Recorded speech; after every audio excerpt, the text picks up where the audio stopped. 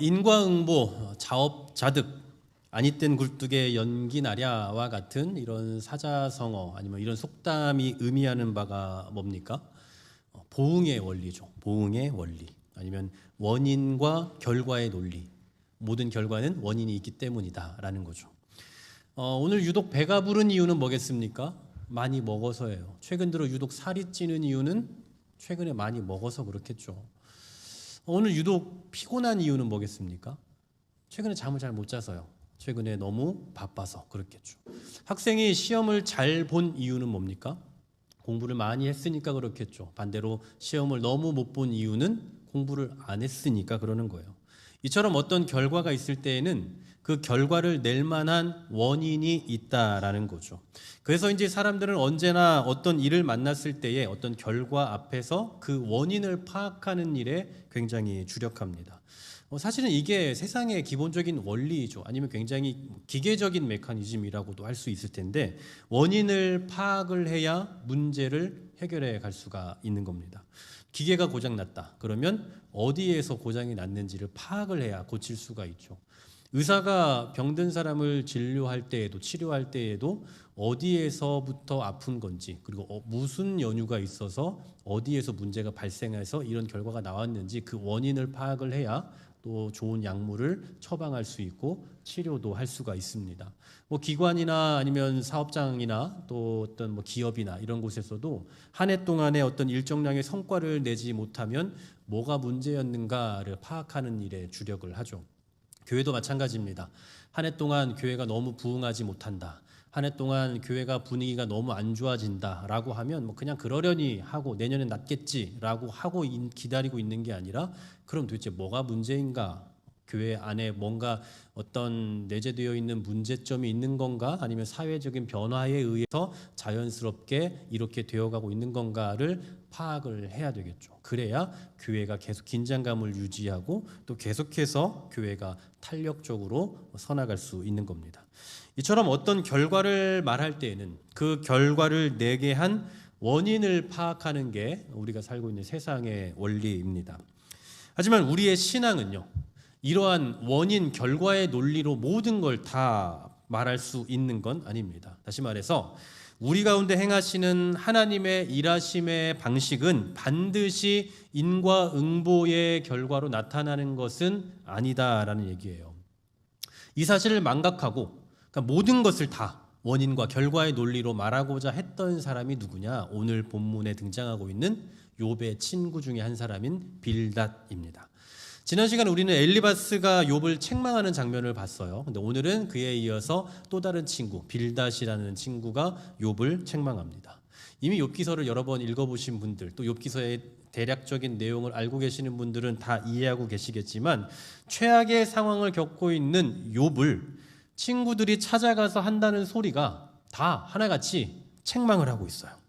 사실 지금 이 상황에서 욥에게 가장 필요한 건 상식적으로 위로입니다. 하지만 그 어떤 친구도 위로하지 않아요. 오히려 계속 책망합니다. 앞서 지난주에 살펴봤던 엘리바스는 마치 자기 앞에 어떤 두꺼운 신학 서적을 앞에 두고 있는 것처럼 그리고 그걸 토대로 말하고 있는 것처럼 굉장히 냉철한 방식으로 이 욥의 상황을 막 지적하면서 욥을 괴롭게 했죠. 그에 비해 오늘 살펴보게 될 이 빌닷은 철저히 보응의 논리를 가지고 욥의 상황을 평가하는 방식을 사용하고 있습니다. 사실 빌닷이 이런 생각을 갖게 된 데는 나름의 이유가 있어요. 그게 뭐냐면 바로 그 당시 고대 근동에 이 어떤 깊이 뿌리 박혀 있는 신적 보응 사상 때문입니다. 신적 보응 사상. 이게 뭐냐면 쉽게 말하면 하나님께서는 선한 사람에게 복을 주시고 악한 사람에게는 진노하시고 또 재앙을 주신다라는 식의 사고죠. 이런 사고가 그 당시에 이스라엘 주변 문화권뿐만 아니라 유대인들도 역시나 이런 사상 가운데 깊이 심취해 있었어요. 그래서 누군가가 망하거나 누군가가 어려움을 겪거나 누군가가 아프거나 질병이나 사고를 겪으면 죄지어서 그렇구나. 하나님께서 심판하셨구나. 라고 그렇게 단정을 짓는 거죠.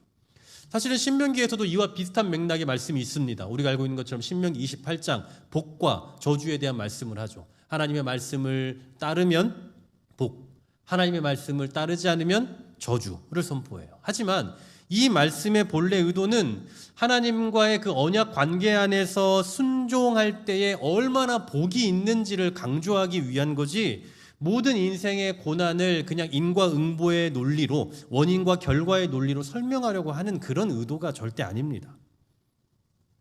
그런데 빌닷은 어떻게 하느냐? 이러한 신적 보응 신학을 가지고 현재 정말 고통을 당하고 있는 욥을 향해 지적하고 있는 거예요. 하나님을 정의롭고 공의로우신 분으로 믿긴 했지만 그 공의로우심을 너무나 기계적으로만 본 겁니다. 때문에 그는 하나님의 섭리 가운데 이유를 알 수 없는 고난도 있을 수 있다라는 것을 전혀 이해하지 못했어요. 그래서 오늘 본문 3절에 보면 이렇게 말씀을 하고 있는 겁니다.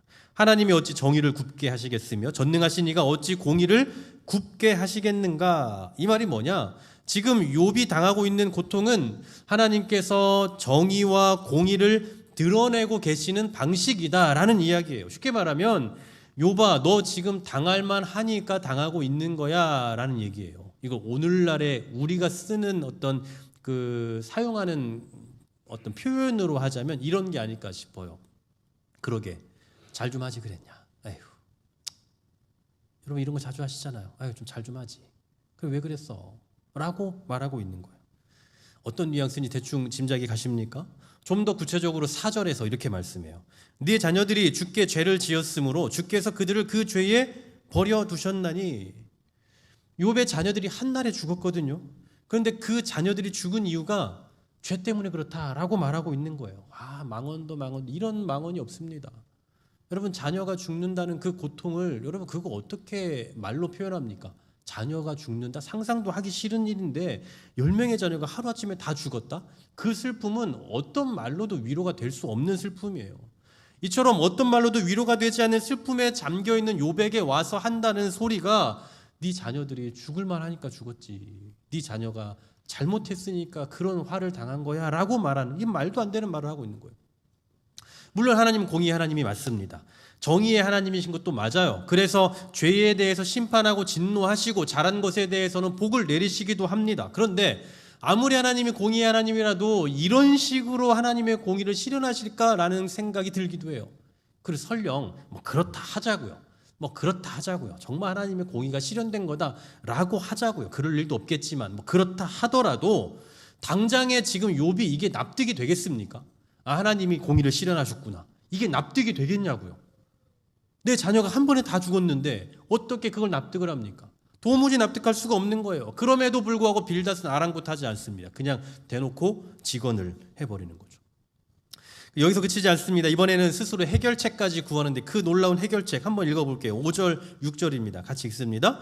내가 만일 하나님을 찾으며 전능하신 이에게 간구하고 또 청결하고 정직하면 반드시 너를 돌보시고 내 의로운 처소를 편안하게 하실 것이라.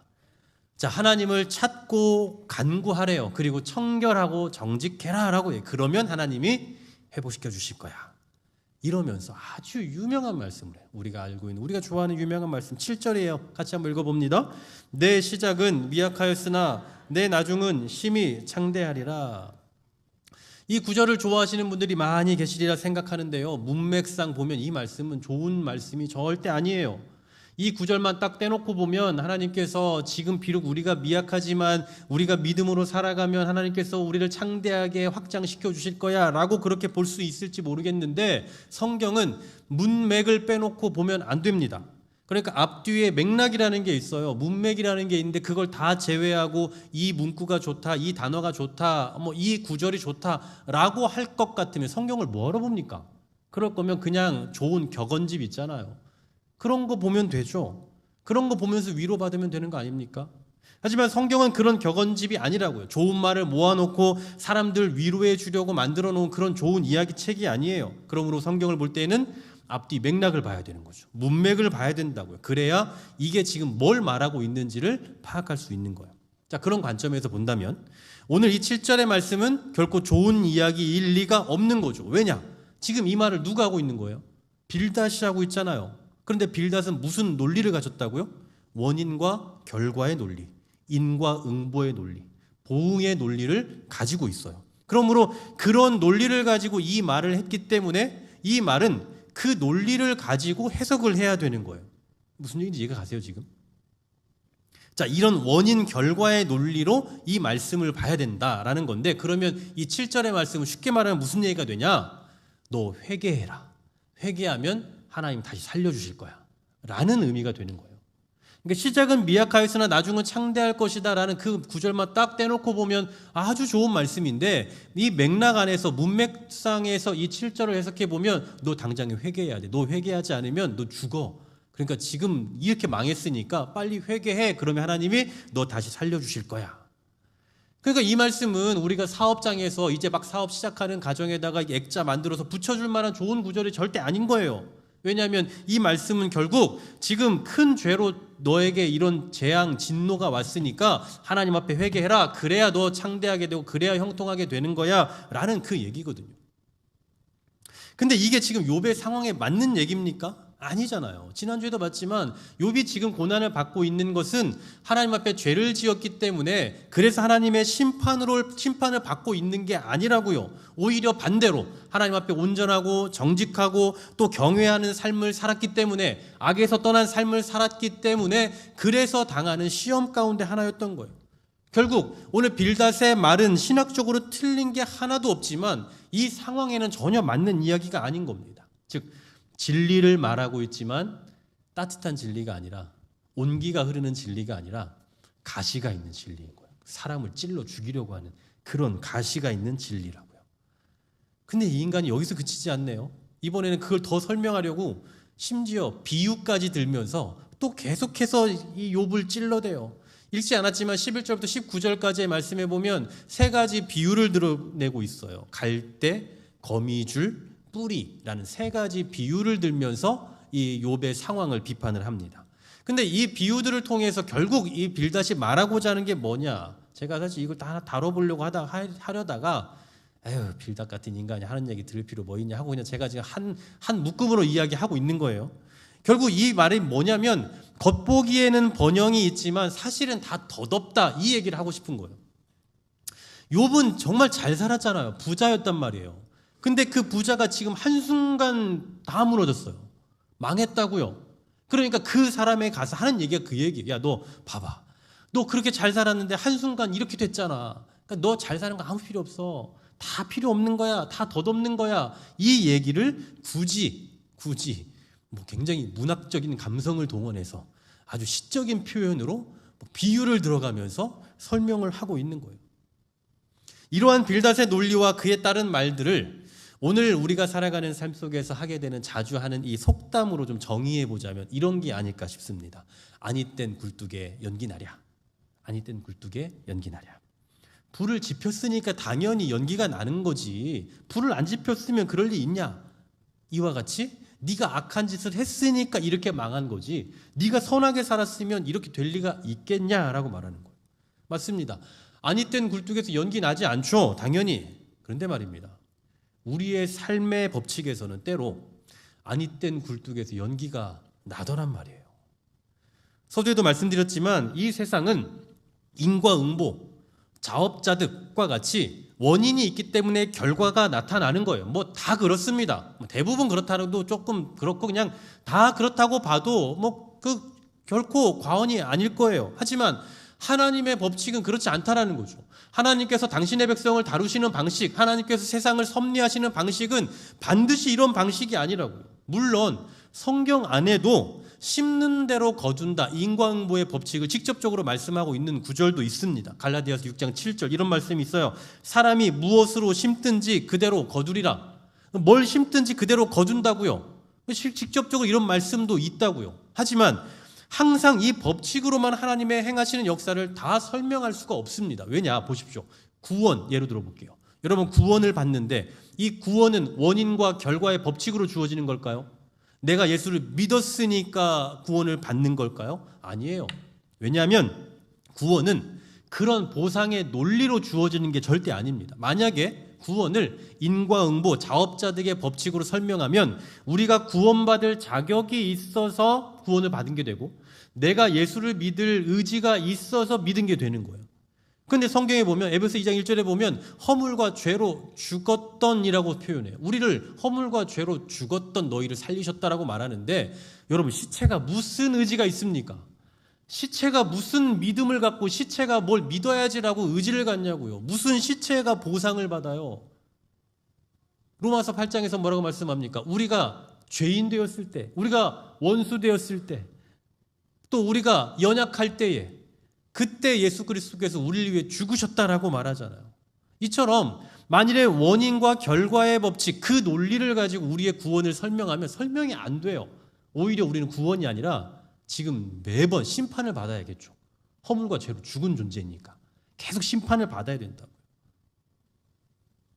또 여러분, 우리의 매일매일의 삶도 한번 보십시오. 우리가 살아가는 매일의 삶, 우리가 매일매일 원인과 결과의 법칙, 또 보상의 논리로 우리의 삶이 이루어진지 한번 잘 생각해 보세요. 솔직히 여러분, 저희가 예배 드릴 때마다 맨날 참회의 기도로 막 시작을 하는데, 저는 정말 이 기도할 때 정말 생각하지 못했던, 여기 올라올 때까지 생각하지 못했던 그런 그 기도 중에, 그 짧은 기도 시간에 여러 가지들이 막 생각이 나요. 그러면서 정말 내가 지금 과연 여기 서 있을 수 있는 존재인가? 과연 여기 있는 우리 성도들은 과연 우리가 그런 가능성이 있고 그런 자격이 있어서 여기 있는 건가? 이런 생각이 굉장히 많이 들거든요. 그만큼 우리가 예배의 자리에 나오기 이전까지 세상에서의 삶을 보면 하나님과의 친밀한 관계 가운데 살아감이 별로 없을 거란 말이에요. 그냥 내 마음대로 결정하고 내 마음대로 선택하고 내가 원하는 대로 그냥 살아가요. 그런데 만일에 하나님께서 매일매일 순간순간 우리의 그 삶에 대해서 보응하시고 심판하시고 원인 결과의 논리로 우리를 다루신다면 우리는 숨도 못 쉬고 사는 겁니다. 만약에 조금만 잘못하고 조금만 잘못된 생각을 하면 그 자리에서 사고가 나고 그 자리에서 막 집이 망하고 그런 별의별 일들이 생기면 여러분 부담스러워서 어떻게 숨쉬며 삽니까? 그런데 감사하게도 하나님께서 우리 인생을 다루시는 그 법칙을 보니까 인과응보 아니면 자업자득 그런 법칙으로만 하시는 게 아니다라는 거죠. 다시 말해서 하나님의 섭리는 원인에 의한 결과가 아닐 때가 참 많다라는 얘기예요. 그래서 신앙인의 삶과 그 삶을 통해서 나타나는 결과들은 때로 아니 땐 굴뚝에서 연기가 나기도 하고 땐 굴뚝에서 연기가 안 나기도 하더라라는 얘기입니다. 만일 오늘 빌닷의 논리라면 저와 여러분 중에도 요즘 들어 일이 잘 안 풀리고 요즘 들어 막 어디가 아프고 피곤하고 뭔가 문제가 자꾸 생기면 죄지어서 그래요. 여러분 죄지어서 지금 힘든 거라고요. 이렇게 들으면 여러분 다음 주에 교회 나오시겠습니까? 누가 힘들어서 저에게 목사님 기도해 주세요 하고 상담했는데 죄지어서 그래요. 막 말하면 아마 다음 주부터 얼굴 보기 힘들걸요. 그럼 당신 나오지 마세요 라는 얘기가 뭐가 다릅니까? 근데 여러분 정말 우리가 죄가 있어서 정말 우리가 맞을 만한 이유가 있어서 그냥 그렇게 당하는 걸까요? 아니에요. 그렇지 않다고요. 모든 고난을 죄에서부터 왔다라고 단정을 지을 수는 없다라는 얘기입니다. 그러므로 욥기서를 통해서 우리가 알 수 있는 진리가 뭐냐라고 한다면 딱 이거예요. 의인도 고난 받을 수 있습니다. 여러분 잘 살고 계셔도 고난이 올 수 있습니다. 열심히 기도하고 신앙생활 잘 해도 힘든 일 생길 수 있습니다.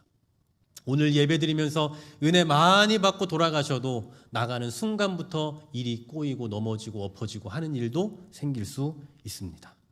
누군가는 열심히 신앙생활 해서 일이 잘 풀리고 사업도 잘 되고 부자가 돼요. 근데 그런 걸 일반화시킬 수 없는 이유가 뭐냐 하면 하나님께서는 우리를 반드시 보응의 원리로 다루시지만은 않기 때문입니다.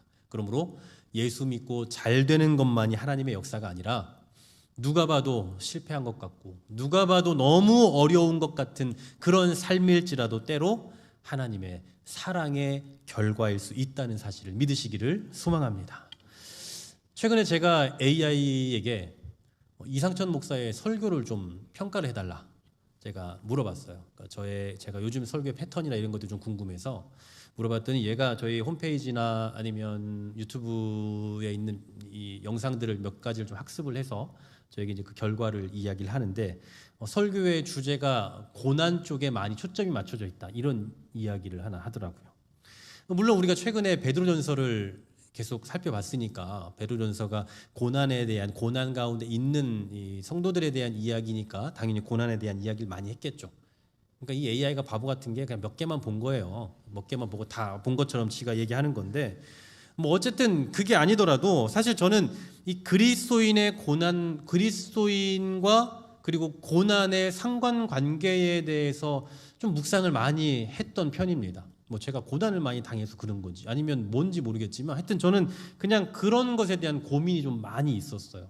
저 스스로도 그런 고민이 있었고, 그 신앙인들은 고난을 당하지 않게 해달라고 하나님 잘하게 해주세요, 잘 되게 해주세요라고 기도하는데 왜 안 되는 건가? 저 스스로도 그런 생각이 들었고, 또 저에게 상담해오는 목회자로서 그런 저에게 말해오는 상담을 요청하는 성도들 가운데도 이러한 의문을 상당히 많이 제기하기도 했고요. 그래서 제 설교가 최근에 유독 이 고난에 집중되어 있다라는 것을 알면서도 이참에 성경에 나타나 있는 어떤 이 고난에 대한 개념을 조금 더 한번 더 다뤄보고, 이왕 다루게 된 거 그냥 더 다뤄보고, 그래서 우리는 다시는 이 고난에 대해서는 더 이상 의구심을 갖지 않는 좀 그런 성도가 되면 좋겠다라는 생각에 우리가 베드로전서를 마치고 뭐 욥기를 좀 당분간 몇 개 정도 더 생각을 해보려고 하는 겁니다. 근데 제가 이 그리스도인의 고난에 대해서 좀 깊은 뭔가 의구심을 갖고 연구하고 묵상하게 된 계기가 하나 있어요. 그게 뭐냐면 성경에 기록되어 있는 세례 요한에 대한 기록 때문입니다. 사실 거기서부터 제가 굉장한 어떤 그 딜레마에 빠졌던 적이 있어요. 왜냐하면 이 세례 요한은 뭐 아실 분들 다 아시겠지만 구약이 약속한 마지막 구약의 선지자입니다. 그리고 메시아의 앞길을 예비한 그 위대한 사람이에요. 그러니까 이 사람은 영화나 드라마로 치자면 구약과 신약을 잇는 그 시기에 가장 중요한 주연이죠. 드라마에서, 이 영화에서 그 시기에 가장 뛰어난, 거기서 가장 부각되는 아주 가장 유명한 사람이다라는 거예요. 근데 이 사람이 예수님이 딱 등장하자마자 사라져버려요. 뭐 주연이라도 가끔 안 나올 때 있죠. 또 조금 있으면 곧 나올 때가 있으니까. 근데 결국 나와요. 다시 나오는데 언제 나온가 봤더니 목이 베어서 죽임당하는 장면에서 나와요. 아니, 이 주연이 그동안 그렇게 엄청난 활약을 했잖아요. 활동을 했다고요. 그러다가 갑자기 쭉 없어지더니 다시 등장했는데 목 베어 죽임당하더라. 근데 그것도 심지어 세례 요한의 관점에서 말하지 않아요. 헤롯의 관점에서 표현해요. 이게 너무 황당한 거죠. 하나의 그냥 한낱 이 이야기의 구성 요소의 일부로 치부해버린 것 같은 느낌이 드는 겁니다. 아니, 이 위대한 선지자에게 그래도 됩니까? 구약과 신약을 잇는 예수님을 예비한, 메시아를 예비한 이 위대한 선지자를 향해서 그렇게 대접해도 되냐고요. 심지어 이 세례 요한은 자기의 제자였던 안드레와 요한을 예수님에게 보낸 사람이에요. 쉽게 말하면 우리 교인을 딴 교회로 보냈다고요. 이게 쉬운 일입니까? 너무 어려운 일이잖아요. 근데 그렇게도 보낼 정도로 자기는 그냥 스스로 엑스트라가 되려고 했던 그런 정도로 너무나도 뛰어난 사람이에요.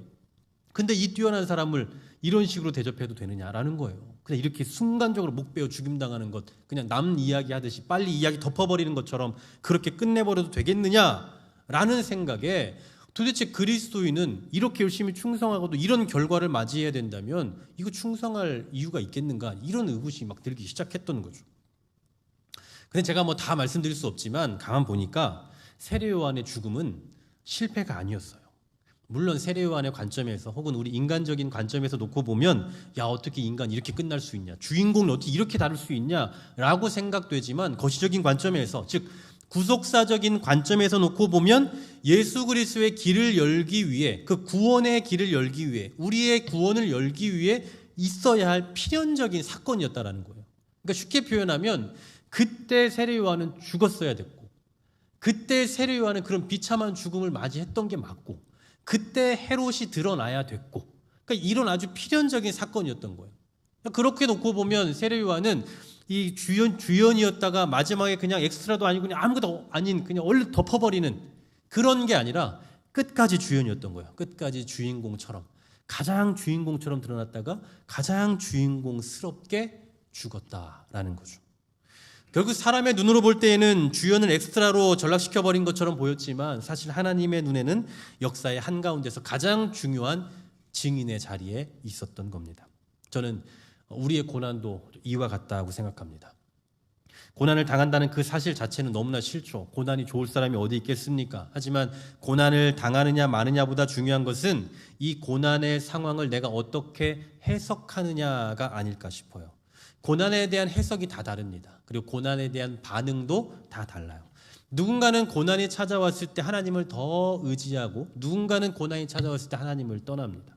누군가는 고난이 찾아왔을 때 내가 이 기회를 삼아 어떻게 하나님 앞에 더 매달릴까를 고민하지만 누군가는 이 기회를 따라 자연스럽게 하나님으로부터 멀어질 결정을 하게 되죠.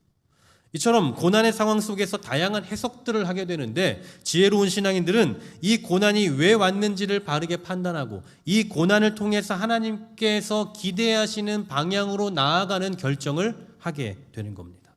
그런 의미에서 신앙인의 참 지혜는 고난을 어떻게 해석하느냐에서 나오는 게 아닌가라는 생각이 듭니다. 누구에게나 고난이 다 있거든요. 고난이 크냐 적냐 그걸 견디냐 마느냐 그 차이만 있을 뿐이지 우리 중에 고난이 없는 사람 아무도 없어요. 누구나 다 있어요. 그런데 그 고난 중에서 오늘 빌다처럼 단순히 원인 결과의 논리, 보응의 원리, 내가 뭐 잘못했나 보다, 저 사람이 뭐 잘못했나 보다, 내가 잘했으니까 받았지 라는 그런 원리로 해석하는 게 아니라 그 안에서 하나님께서 어떠한 뜻을 갖고 계시는 건가, 이걸 통해서 나를 어떻게 다루고자 하심인가 라는 그런 하나님의 뜻을 발견하고 하나님께서 기대하시는 삶의 방향을 향해 나아가는 그런 지혜가 우리의 고난의 상황 속에서 요구된다라는 사실입니다. 사랑하는 여러분, 세례 요한처럼 때로는 주연처럼 쓰임 받다가도 갑자기 엑스트라로 허무하게 전락되어 버리는 경우가 있습니다. 욥처럼 동방의 의인이라고 불리면서 정말 풍요롭게 살다가 온갖 복을 다 누리며 살아가다가 이게 웬일이야 싶을 만큼 고난의 환경이 찾아올 때도 있습니다. 그러나 그때마다 우리가 분명히 기억해야 될 사실은 이 모든 일을 주관하시는 분이 하나님이다라는 사실입니다. 하나님의 손길에 붙들려 있는 그 삶은 결코 헛되지 않아요. 하나님의 손에 이끌림 받는 삶은 망한 것처럼 보일 뿐이지 절대 망할 리가 없습니다. 혹시 여러분 어떤 고난과 어떤 어려운 상황들을 겪고 계십니까? 이 고난이 얼마나 큰지 그리고 그로 인해 내가 얼마나 고통스럽고 힘든지에 집중하는 것이 아니라 이 고난의 상황 속에서 나는 어떤 뜻을 발견하고 있는가, 그리고 이 고난으로 인해 나는 하나님과의 어떤 관계의 변화를 이루어가고 만들어가고 있는가를 생각하면서 고난으로 인한 낙심이 아니라 고난으로 인한 신앙의 성숙과 고난으로 인한 삶의 회복을 더 깊이 경험하며 살아가시는 저와 여러분 되실 수 있기를 주의 이름으로 간절히 소망합니다.